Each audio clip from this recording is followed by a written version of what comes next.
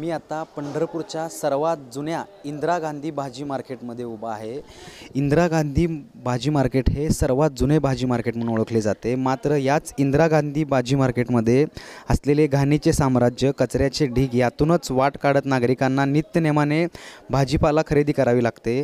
2011 मध्ये पंढरपूर नगरपालिकेने या इंदिरा गांधी भाजी मार्केटच्या ठिकाणी भव्य आणि पार्किंगच्या सोयीसह सुसज्ज इमारत उभारण्याचा ठराव केला होता। जवळपास 4 कोटी रुपये यासाठी खर्च करणार असल्याचे सांगितले होते। मात्र पुनर्वसन होण्याबाबत भाजी विक्रेत्यांमध्ये निर्माण झालेली भीती आणि इतर काही राजकीय आणि सामाजिक कारणांमुळे हे काम काही होऊ शकले नाही। आता लवकरच पावसाळा सुरू होत आहे। गळक्या पडक्या पत्र्यातून याच भाजी मंडईत चिखल आणि दुर्गंधी आणखी वाढल्याचे चित्र पाहावयास मिळते। शहरातील अनेक योजना आराखडे जाहीर होतात, मात्र या इंदिरा गांधी भाजी मार्केटची दुरावस्था कधी दूर होणार असा प्रश्न वारंवार या ठिकाणी उभा होतोय। आपल्यासोबत काही येथील रहिवासी आहे, त्यांच्याशी आपण संवाद साधणार आहोत। सगळ्यात जुनी भाजी मंडई म्हणून ही मंदिरात बसली इंदिरा गांधी भाजी मंडई म्हणून ओळखली जाते।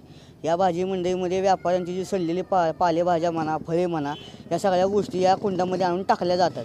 त्या शेजारी 5 फुटावर मुतारी आहे, ती स्वच्छ आहे।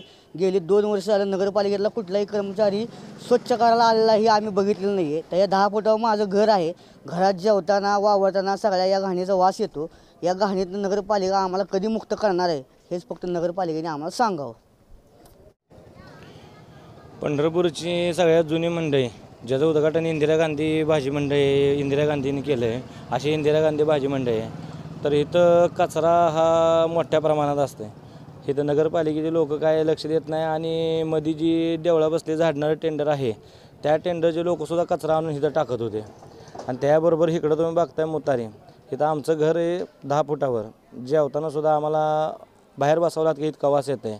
ह्यानंतर आमच्या घरचे वारंवार आजारी तर पडतेच, त्याचे बिलंसुद्धा आहेत आपल्याकडं।